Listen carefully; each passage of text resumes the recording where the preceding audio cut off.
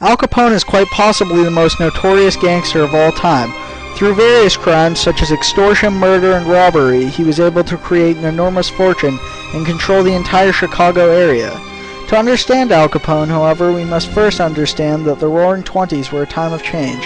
Al Capone capitalized on this change through the smuggling of illegal alcohol that was illegal due to the 18th Amendment that instated a prohibition. Al Capone's life, however, started in a very average manner. Al Capone's parents were both Italian immigrants who were living in Brooklyn.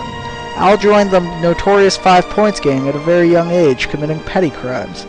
He quickly realized that Chicago was a more profitable place to live and moved as a young adult. The current gang leader, John Torrio, and Capone had problems almost immediately. After a gang war resulting in over 200 casualties shortly after Capone's move, Torrio surrendered all of his territory to Capone, and Capone's reign of power began. Capone profited from illegal gambling and extortion. However, his largest source of income was liquor smuggling. At his peak, Capone was making over $60 million a year just in liquor. The liquor was transported to speakeasies or stores and homes that would serve liquor illegally at night. Al Capone had such a fortune that he was able to control the entire government in Cicero, a suburb of Chicago where Al Capone's operations were based. Al Capone's most famous crime is the St. Valentine's Day Massacre.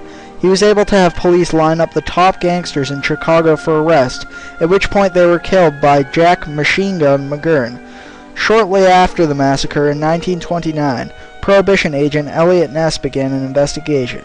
He closed many of Capone's illegal operations, and in 1931 Al Capone was sentenced to 11 years in prison for tax evasion. Al served his time at Alcatraz Penitentiary in San Francisco, where he was a model prisoner. With the repeal of the 18th Amendment, Capone's crime syndicate was quickly diminishing, and when released in 1939, Al was lawful until 1947 when he died of a heart attack. Al Capone was a prevalent figure in the 1920s because he was in charge of the largest criminal organization of the time. He encouraged the culture of criminalism and alcoholism. Also, he brought organized crime to shocking new levels and paved the path for the current mafia. Speaking of the current mafia, a modern-day equivalent of Al Capone is John the Dapper Don Gotti.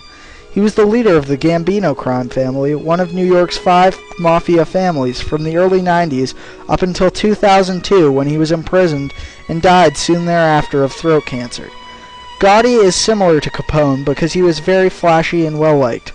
Also, he oversaw countless crimes, including the murder of a rude neighbor in a tub of acid over a simple argument.